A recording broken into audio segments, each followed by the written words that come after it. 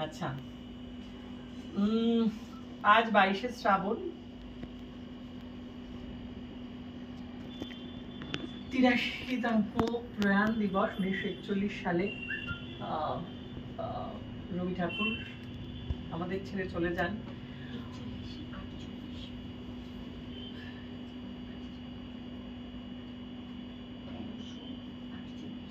আমি 1941 বললাম। আপনারা সবাই একটু কম শোনেন কানে।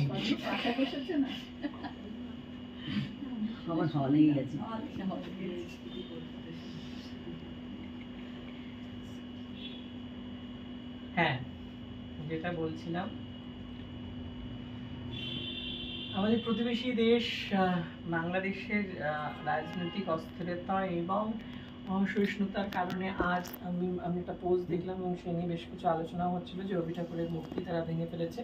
তবে এটাকে আমি আমার কথাতে মনে করি যে এটা নিতান্তই মানব ধর্মীয় কাজ। মানুষ অবুঝ বলেই এটা করেছে। যে কবি মহাকালের কাছে প্রমাণিত, যে কবি মহাকালের কাছে তার কীর্তি রেখে গেছেন, তার কোথাও মূর্তি ভাঙা হলো কি কোথাও মূর্তি গড়া হলো বা 22শে শ্রাবণের দিন তার গলায় মালা দেওয়া হলো কিনা, তাতে তার কিছু যায় আসে না। তার যা সৃষ্টি রয়েছে সেই সৃষ্টি বাঙালি জাতির আমি বলতে পারি মেরুদণ্ড। তো বাঙালি যতদিন থাকবে ততদিন রবি ঠাকুর থাকবে। রবি ঠাকুর আছেন বলেই হয়তো বাঙালি আছে, নয়তো রবি ঠাকুর না থাকলেই হয়তো বাঙালি থাকতো না। যাই হোক, আমি একটা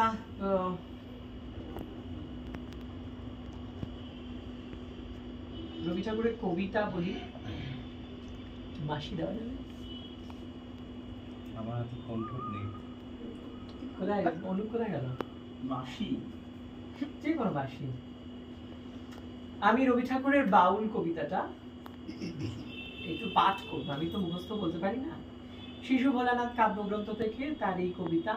আর এই কবিতাটা আমার মনে হয় কোথাও আমি যখন এসব কিছু করতাম না, আমি যখন বিজ্ঞানী হবার তাড়নায় চলে গেছিলাম অনেক দূরে, ভারতবর্ষের পশ্চিম উপকূলে যখন ছিলাম, তখন আমি যখন সেই রিসার্চের কাজগুলো করতাম, খালি রোজ প্রতিদিন উঠে কোডিং,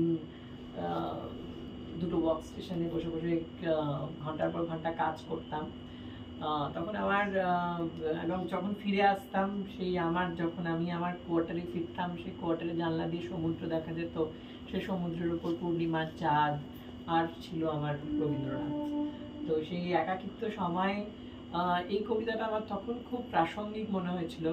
মানে ওখানে মানে যখন আমরা ওই ল্যাবে যেতাম, ল্যাবরেটরিতে বা অর্গানাইজেশনে যখন ঢুকতাম, বড় বড় সায়েন্টিস্ট তারা একসাথে লিফটে উঠছে, একসাথে যাচ্ছে, তাদেরকে গুড মর্নিং বলা, মানে পুরো মানে বলতে পারে যে কোয়ার্টারি যত রকমের মানুষজন থাকে তাদের মাঝখানে আমি ছিলাম এবং আমি নিজেকে খুব ছোট মনে করতাম।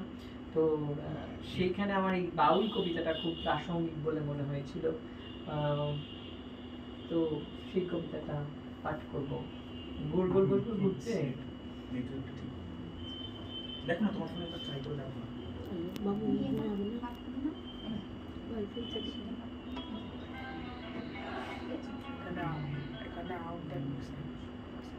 দীপের মোবাইল কোথায়? সবারই ঘুরছে। না না, দেখো না, আমারটা তোমার হাতেই তো রয়েছে। এই বেঁধে থাকলে সঙ্গে সঙ্গে একটা বাসি দিয়ে দিতাম। দিদিনের কাছে সব রেডি। তোরা এবার একটু জানি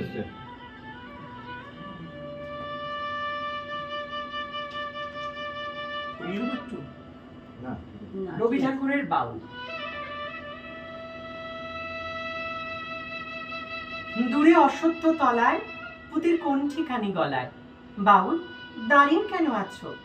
সামনে আমি নাতে, তোমার একতারাটি হাতে তুমি সুর লাগিয়ে নাচো। পথে করতে খেলা আমার কখন হলো বেলা, আমার শাস্তি দিল তাই। ইচ্ছে হতায় না আমি, কিন্তু ঘরে বন্ধ চাবি, আমার বেরুতে পথ নাই। বাড়ি ফেরার তরে তোমার কেউ না তাড়া করে, তোমার নাই কোনো পাঠশালা, সমস্ত দিন কাটে তোমার পথে ঘাটে মাঠে, তোমার ঘরেতে নেই তালা। তাই তো তোমার নাচে আমার প্রাণ যেন ভাই বাঁচে, আমার মন যেন পায় ছুটি।